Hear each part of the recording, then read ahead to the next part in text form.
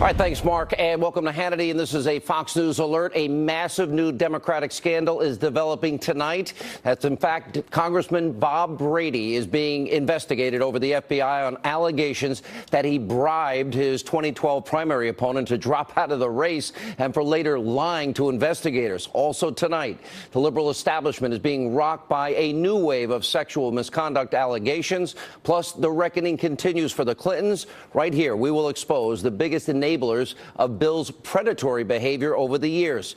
That is tonight's breaking news opening monologue. We start tonight, liberal media lion Charlie Rose has now been fired by CBS, PBS, and Bloomberg TV. They have all cut ties to the anchor after the numerous damning, bizarre sexual misconduct accusations. Now, the original allegations are coming from a Washington Post report where 8 women are accusing Rose of inappropriate sexual behavior. This behavior includes making unwanted sexual advances, lewd phone calls, prancing around naked in front of people that were accusers, but also strangers, and even groping them.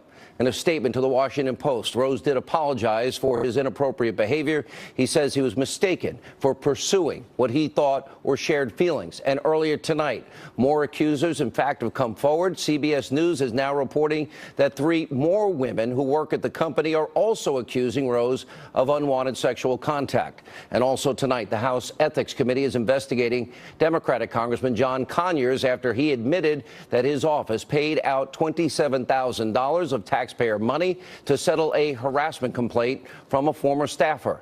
The staffer says she was fired after rejecting the lawmaker's sexual advances. However, Conyers, he denies that claim. And today, the congressman and his office put out a statement confirming the settlement, but it said, quote, the amount that equated to a reasonable severance payment. Conyers still has some explaining to do because, according to the same bombshell report from BuzzFeed, other staffers have accused Conyers of requesting sexual favors and inappropriate touching. And one aide says her job was to use your taxpayer dollars to fly in women she assumed Congressman Conyers was having affairs with.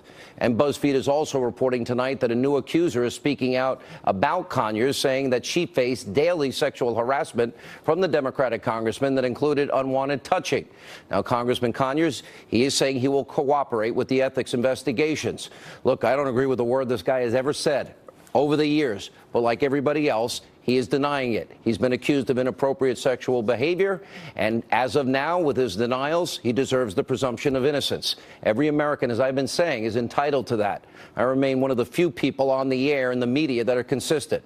Also, Democratic Congressman Conyers isn't alone when it comes to sexual misconduct allegations. 2 women have also come forward to accuse Senator Grope, Al Franken, of inappropriately touching them. Senator Franken is now owning up to those allegations, most likely because there is photographic evidence. Remember, radio host Leanne Tweeden released this photo where Franken is seen groping her while she's actually sleeping while they were both on a 2006 USO tour. And another woman put out this photo where she's alleging that Senator Franken grabbed her behind while taking a picture back in 2010. And as we've been telling you, Senator Al Franken has a long history of making all kinds of lewd and sexually offensive jokes, including one about actually drugging and raping Leslie Stahl. Of course, she's a co-host of 60 Minutes. Also tonight, we have new photos that have been uncovered. They show Franken groping Arianna Huffington during a 2000 photo shoot. And here you can see Franken grabbing Huffington's breast. And the second photo shows Franken touching her behind. And Arianna Huffington is rushing to Franken's defense tonight and saying that they were just having fun and that people shouldn't be offended by the photos. Now, the rest of the mainstream media won't tell you this, but this kind of gross behavior is part of a pattern when it comes to Al Franken. Take a look at this photo from 2000. Franken is seen right there, inappropriately touching Joy Behar while they're on the red carpet together. And just like Huffington, well, Behar shares his politics, and she's downplaying the photo and defended Franken's actions. Look, I've known Arianna for a long time. If she and Joy Behar, if they don't think anything's wrong with that, that is their choice. But from the outside, it looks kind of creepy. And it's probably something most people would think as well. I think many people will look at all of these photos and find that type of behavior beyond offensive. And what we're now seeing in Franklin is a pattern. Al Franken, we have Leanne Tweeden. She's asleep when he did that to her, and she rightfully was offended. Also tonight, yet another sexual misconduct scandal is now rocking Hollywood, this time from the chief creative officer and founder of Disney's Pixar and a huge Democratic donor, John Lasseter. And according to The Hollywood Reporter, Lasseter is now taking a leave of absence for what he is calling, quote, missteps, but others are calling it a pattern of unwanted grabbing, hugging, and kissing. And also in other news tonight, the president has weighed in on the Alabama Senate race with Roy Moore. Let's take a look at what he had to say. I can tell you one thing for sure. We don't need a liberal person in there, a Democrat, Jones. I've looked at his record. It's terrible in crime. It's terrible in the border. It's terrible in the military. Look, he denies it. I mean, if you look at what is really going on and you look at all the things that have happened over the last 48 hours, he totally denies it. He says it didn't happen. And, you know, you have to listen to him also. You're talking about, he said 40 years ago this did not happen. Roy Moore denies it. That's all I can say. He denies it. And by the way, he totally denies it. And as the White House has been saying all week, President Trump, well, he's going to let the voters of Alabama decide the fate of Judge Roy Moore in light of Moore's vehement denials and repeated denials. And finally, as we promised to do last night, well, tonight we're naming names. We're exposing the people who have covered up for the Clintons for 30-plus years and made excuses for all of their behavior, all while attempting to discredit and utterly destroy all of his accusers. Let's start with the raging Cajun, James Carville. Now, he ran Bill Clinton's 1992 presidential campaign, one of the fiercest defenders of Bill's sexual transgressions. For instance, Carville made this infamous comment about Paula Jones, who sued Bill Clinton for sexual harassment. Quote, you drag a $100 bill through a trailer park, you never know what you're going to find. And it was Carville who also slammed Jones by saying her lawsuit was, quote, all about money, plain and simple, and a healthy dose of right-wing politics.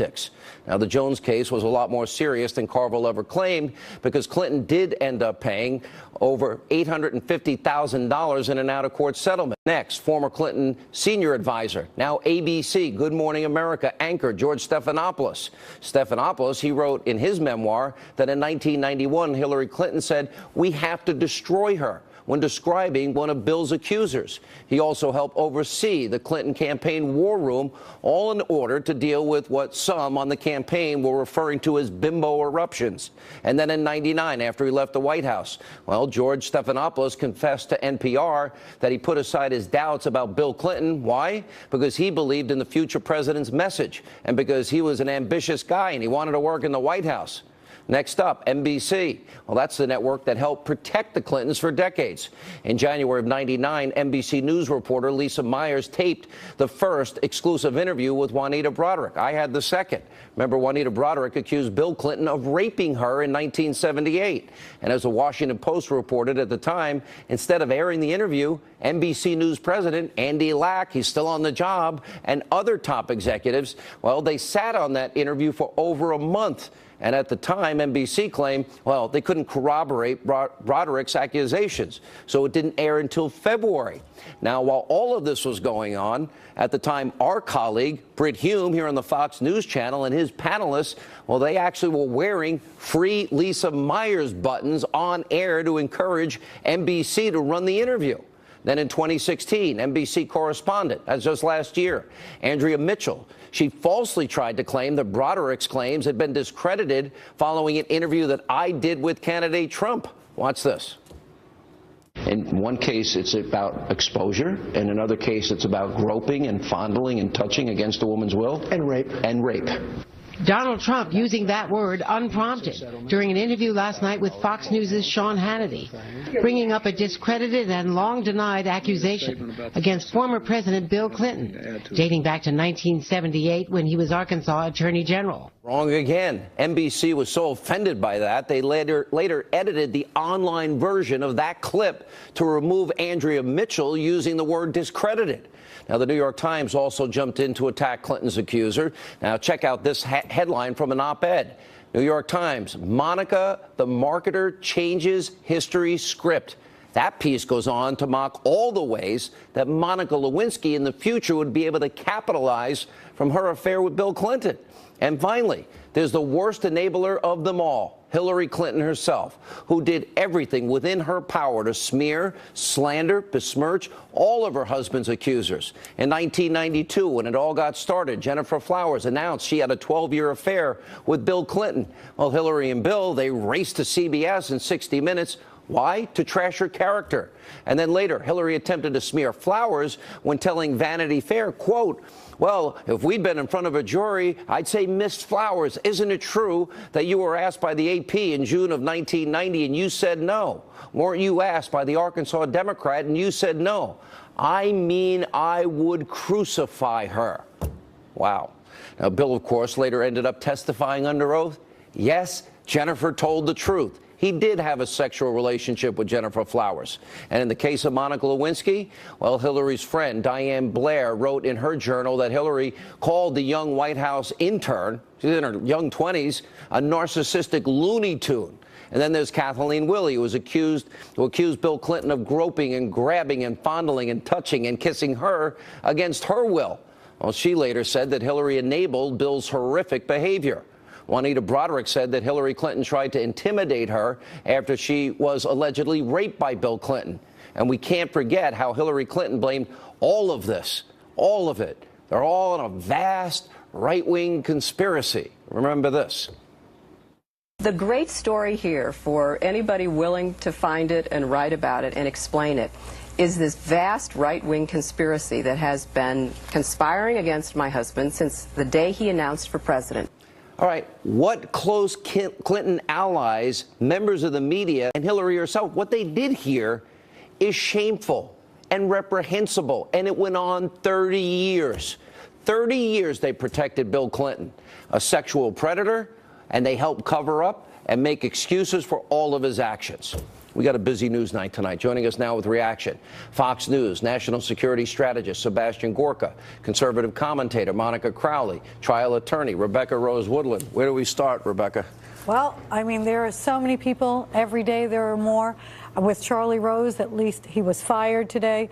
At least he admitted he did these things. So these victims are not further victimized by the press and people who just keep insisting that all these women are lying. There can't be this many women lying. It can't be a whole group of people throughout the course of America who are lying. It's not possible. It doesn't make sense. We are in this moment now, Sean, because for decades, this kind of horrid behavior has been covered up, excused, and accepted. And so now with the Harvey Weinstein piece in the New York Times opened the floodgate. And that's why you have now this explosion of stories. People feel empowered to come out and tell their stories. But here's the interesting thing.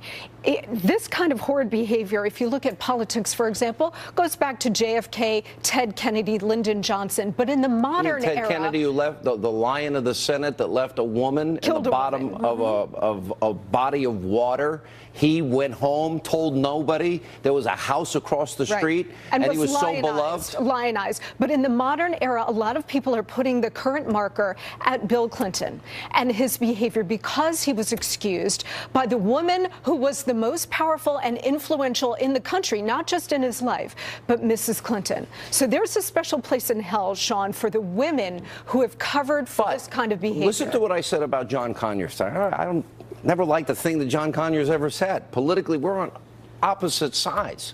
John Conyers says no. Others say it didn't happen. I believe Clarence Thomas was smeared at the last minute. You see October surprise after October surprise, whether it's a DUI for George Bush or an allegation in a campaign 30 days out of an election. Sometimes it's not true. What do we do? How should people act when one side says it happened and without smearing them like the Clintons did for 30 years and take their allegations seriously, especially in the case of, well, is it pedophilia? We need to find out. We need to know.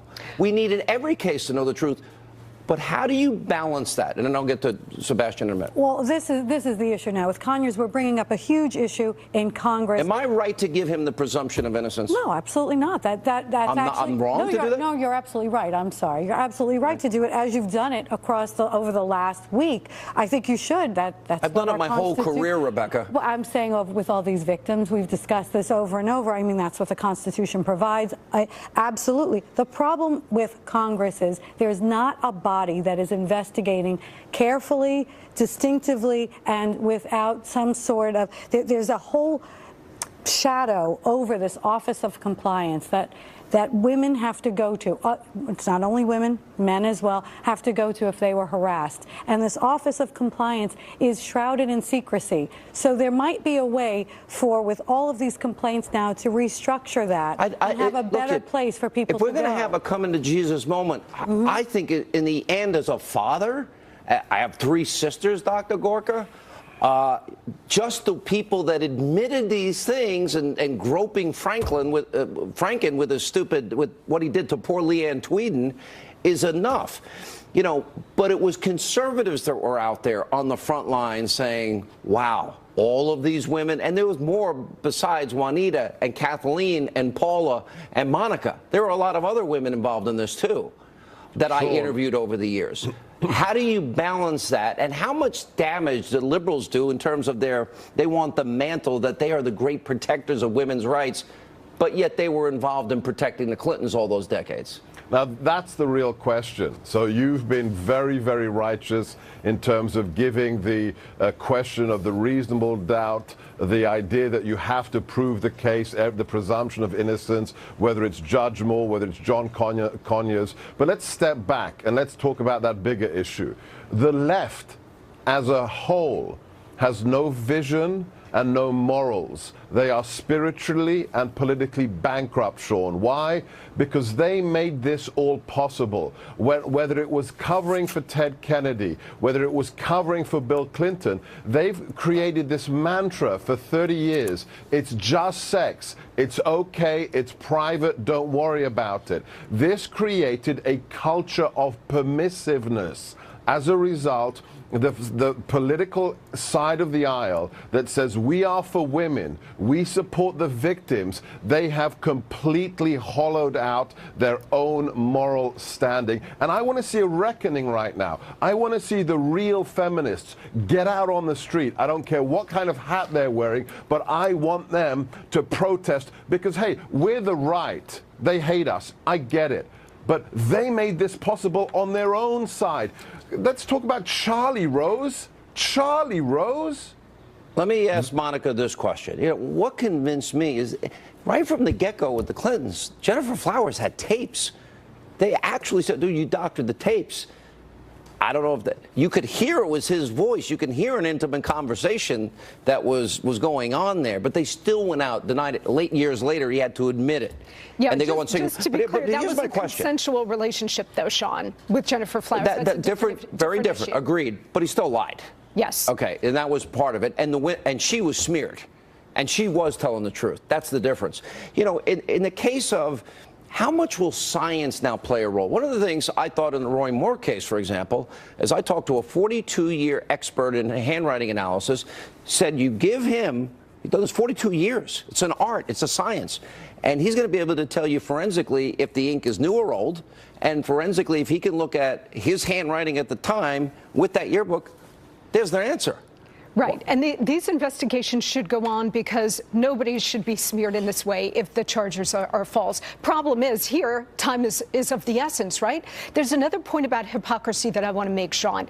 Over these last couple of decades, every Republican that's been embroiled in some sort of sex scandal, the left has piled on because they used to say that conservative ran as a family values candidate or a family values So if you have Republican, no standards, so they're you're better off. But the left is equally as hypocritical in this sense, where they position themselves as big champions of women. And yet in their private lives, what's coming to light now is that their behavior against women has been absolutely atrocious. Closing remarks, Dr. Gorka, we'll go to you first.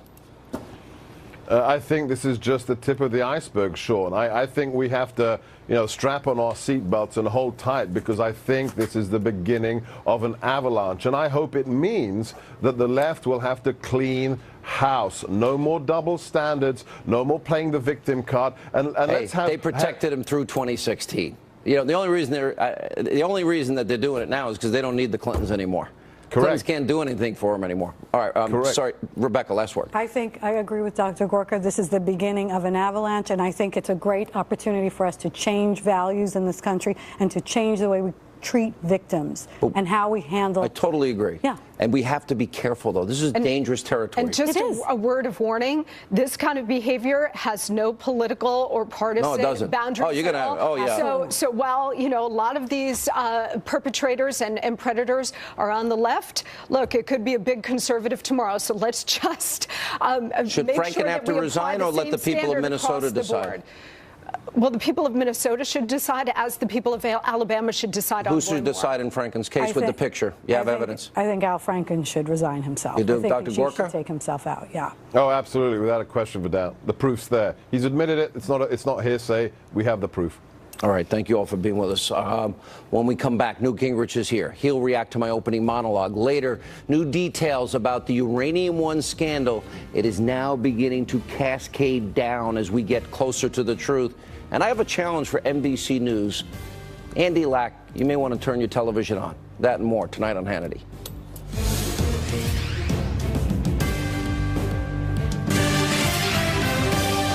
Welcome back to Hannity as we continue with reaction to all today's big stories and news. Author of the #1 New York Times bestseller, Vengeance, former Speaker of the House, Fox News contributor, Newt Gingrich. So you have all of these cases, in some cases, these sexual harassment cases, mistreatment of people cases, and some people admit it. And then you have instances where they do not. Then we are hearing $15 million of taxpayer money was paid out by members of Congress. Shouldn't the American people, if they don't want to pay it themselves, shouldn't we know whose money, who's paying what, where, and how? Sure. Look, I mean, this whole thing is, if you back out for a minute, this whole thing is crazy. It's a very good thing for us to explore. We're learning a lot of stuff that's a huge surprise. I don't see why, if it's a personal offense, I don't see why the taxpayers ought to pay a penny. And I think that that's something we ought to really look at carefully in terms of where has the taxpayers' money gone to cover up incidents like this. But I also want to take just a minute, Sean, and maybe this makes me, an outlier or somebody who's out of touch with the times. I think there's an enormous difference between Harvey Weinstein, who clearly is a sexual predator and who clearly was exploiting his position of power, and President George H.W. Bush, who is in his 90s in a wheelchair. And I think we have all of these things coming together because of the infantile stupidity of our news media, as though they're all the same problem. Now, the topic is an important topic. And finding a way to have not just a workplace, but to have a community where people are not being harassed or being preyed upon, I think that's important. Finding what the rules ought to be, and I commend Speaker Paul Ryan, who immediately responded by talking about getting mandatory training in the House. I think Senator McConnell's taken the same position in the Senate. I think we deserve to know, the American people, who did the money get paid out to, and who paid for it, and why is the taxpayer on the hook for any of this? So that part is a legitimate public policy question. Well, if they wanted anonymity, they should have used their own dollars, right? If they wanted to make a deal, they should that should be their money, no? Right, absolutely. And I think you're going to find the same things happening in corporations, where people are going to be very skeptical of the idea that you could spend the stockholders' money to cover up things that the stockholder didn't approve of you covering up. But I also think, I think what we've suddenly done is we have unearthed a lot more bad behavior and a lot more destructive behavior than anybody, certainly than I would have thought was going to happen, including some very positive people who I'm actually shocked to see showing up in some of these attacks. What about the cases where there's no clear line, there's no Al Franken picture, and you don't know for sure? We saw what happened with the Duke lacrosse kids, and that's one of just a number of examples where so many in the media have been so wrong so often. There's a risk here that one allegation could destroy somebody, and it's not true, or it's far more nuanced than anybody wants to know. Yeah, look, I think it's time, and then I'm going to go straight out on a limb about this. We've had a very long tradition in America, going all the way back to the Boston Massacre in the 1770s, that you are innocent until proven guilty, and that you have the right of a presumption of innocence. And I think, again, if you have somebody like Harvey Weinstein, who now has so many names out there that it's almost inconceivable that he isn't guilty of a substantial amount of stuff, you start getting this, somebody remembered that 12 years ago they felt bad. Boy, I don't understand the standard that goes into that. And then how do you prove what really happened? And how do you prove whether or not somebody really meant to do something negative? And I do think we've got to take a deep breath here and not have the hysteria allow us to start destroying people randomly, so that you then set up targets where anybody who wants to can get even by suddenly remembering something that happened 20 years ago.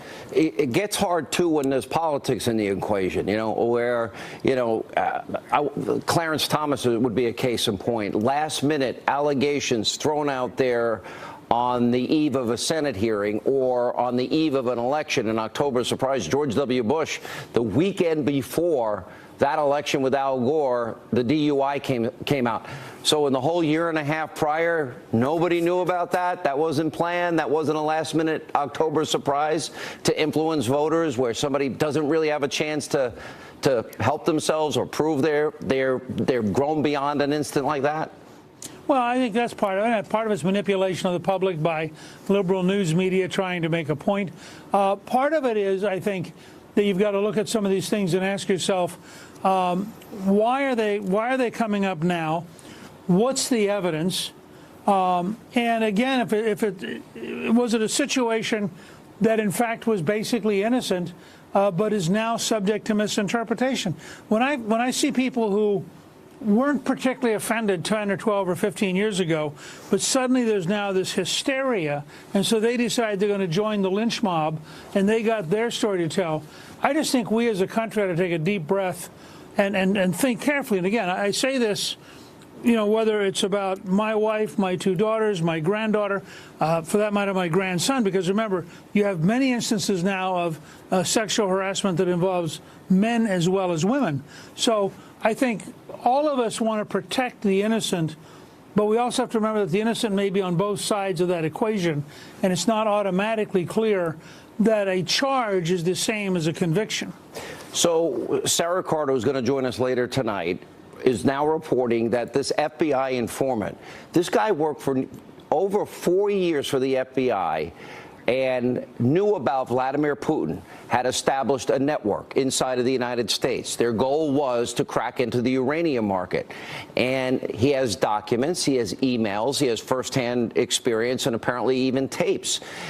Sara Carter is referring to it as a treasure trove of information, proving, and that's where the bribery and the kickbacks and extortion and money laundering all took place, proving that that all happened. And yet that was 2009 before the approval of Uranium One. It seems to now be cascading. The floodgates seem open. How far should this go? Is this something the Justice Department can handle? Is this special counsel area? Where do you think it should go? Well, I mean, first of all, notice the infantilism of the American media today. The next story by somebody about something that may or may not have happened 12 years ago, as long as it's sexual, boy, that's going to be a big story. Here you've got an enormous historic story. You apparently have the head of Russia in a methodical project trying to gain access and influence over Bill and Hillary Clinton while she is Secretary of State, trying to get control of the American uranium market, willing to spend apparently well over $100 million. You have an FBI source who apparently was ignored deliberately by the Obama administration, who is out there saying, wait a second, guys, look at all this evidence. I don't understand how the House and Senate can avoid having in-depth weeks of hearings, taking this whole thing apart, subpoenaing everybody, making public all of the information about the Clinton Foundation, about Bill Clinton's personal earnings. I mean, how many different ways were the Clintons making money out of this?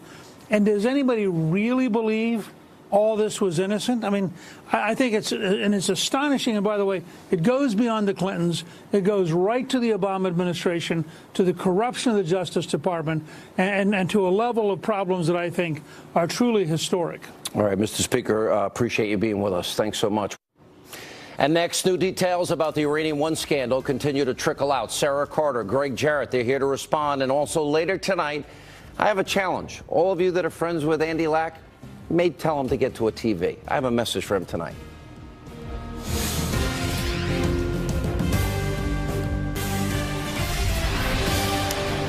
And welcome back to Hannity. So last night, The Hill's John Solomon, he broke a huge story about Uranium One. And according to the memos that he obtained, the FBI informant at the center of this case gathered years of evidence on Russia's plot to control U.S. nuclear fuel deals, including the Uranium One deal. Now, Solomon has boiled down the newest revelations in a piece for The Hill detailing the 5 new revelations. Now, first, Russia saw its purchase of Uranium One as part of a larger strategy to dominate global uranium markets, including making the United States more dependent on Moscow's nuclear fuel. Great, it's our uranium. Next, Uranium One did export some of its U.S. uranium ore. Then, the FBI informant does have information to share with Congress about Rosatom's Uranium One purchase. Next, the FBI did have evidence that Rosatom officials were engaged in criminality well before the Obama administration approved their purchase of Uranium One. And finally, Justice officials, well, they trusted Campbell, he's the informant, enough to keep him working undercover for 6 years and to pay him more than $51,000 once convictions were secured. Here with reaction, investigative reporter Sara Carter, Fox News legal analyst Greg Jarrett is with us. Sara, let's start with you because you also had a piece. You call it a treasure trove now of information. I only thought it was 4 years. It's 6 years the informant worked for the FBI. But these were years long before CFIUS went ahead, the 9 separate agencies, to approve this deal, and we still import uranium. That's the crazy part of it. It's not like we have tons of it, and we can, get rid of any of it. Yeah, I think what's really fascinating, Sean, is if you look at what happened, he was working way back in 2008 for the FBI, but also on the counterintelligence side of it. So he was collecting information on the Russians way back in 2008. So when you look at that and you look at how it all added up together, all of that evidence, and now they're trying to say that Uranium One had nothing to do with the Megyn case, it doesn't make sense and it doesn't coincide. Okay, and then, Greg, we get to the heart. So what we have is a network. We have the hostile Russian regime, the hostile actor, Vladimir Putin. And so this is an amazing thing. We have to import uranium because we don't have enough. Right. Now, we know they're in the country in 2009. We know that they're involved in bribery, racketeering, money laundering. Extortion. Right. Okay. And why, and we knew it was Putin's guys. Why would we ever make that deal? There are so many lies associated with what the U.S. government did, the FBI, the Department of Justice, and the Obama administration did, and you just identified several of them. The biggest lie was that nobody in the government knew about this Russian criminal scheme before the sale of Uranium One, thanks to John Solomon, Sara Carter, and the thousands of pages of documents they've uncovered. That is simply untrue. Then they said, well, there's no correlation between the criminal acts and the sale of Uranium One. That is also untrue. And then they kicked dirt on the informant, saying he really doesn't know anything. My goodness, he has more than 5,000 documents. Yeah, and they outed him. You know what this is? This is our government at the worst, complicit in allowing a foreign government to engage in an illegal scheme that jeopardized national security, and then they covered it up, and they've been lying about it ever since. That is the government that is aiding and abetting criminality. They sold out our security. That's going to be the criminality, or part of the criminality in all this that's going to have to be investigated. Sara, you know the informant. You've talked to the informant. Yes. They outed this guy. This guy spent 6 years of his life. Tell us the backstory. He's accumulating this information, documents, emails, tape recordings, his firsthand experience. He sees what Putin's network is doing, the crimes they're committing. He's passing it on to the FBI director, Eric Holder, the Justice Department, the AG at the time had to know, and we're told it was put in Obama's daily briefing. That's absolutely correct. Think about this. There's a lot about this informant that hasn't been made public. I know that Victoria Tonsing, his attorney, is asking for permission to make more information public about him. But let's just go back to when he reported this to the FBI. He went voluntarily, Sean, to the FBI to give them this information. And then he was asked by the FBI and the Justice Department to not leave the job with Rosatom, to not leave the job with 10X, but to stay inside and help them build a case to investigate. So he was doing his due diligence, and he believed it was his patriotic duty to give this information to the Justice Department. Yes, he is absolutely 100%. I have spent months and months and months looking at this. And they paid him more than $200,000, Sean. It wasn't just the $51,000 at the end. It was $200,000 in reimbursements, which sources told me would have gone all the way to the top of the FBI. You just don't give that kind of money out. So knowing that Putin is doing all of this, why would anybody sign off on that? And where did the money come from as we now look at the connection with everybody associated with the Uranium One and the timeline and the Clinton Foundation and Bill's speaking fees? Does that timeline coincide with payments? Yes, if you look at the payments, some of the payments, for example, the speaking fee, the $500,000 that Bill Clinton got from Renaissance Capital, it certainly coincides. And Didn't Renaissance have a financial interest in this deal?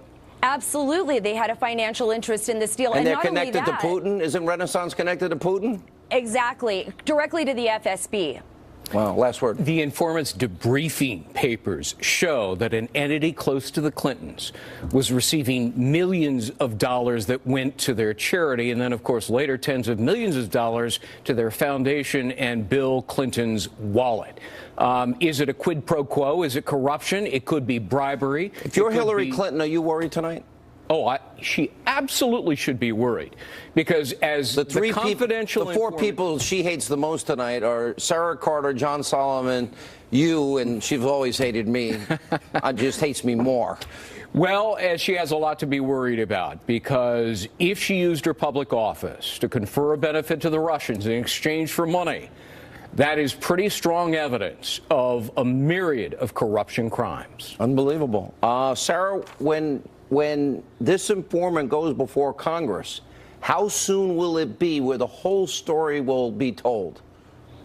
I think it'll happen right after he goes to Congress, Sean. I know that they're going to look at whether they're going to do closed-door hearings and open hearings, but I know he's going to be briefing Congress, and that'll probably be behind closed doors at first, and then there'll be public hearings. And I think that's going to be very valuable, very important for everyone. Everyone in our country. On a scale of 1 to 10, how worried should the Clintons be? 15. I would definitely say 10 plus.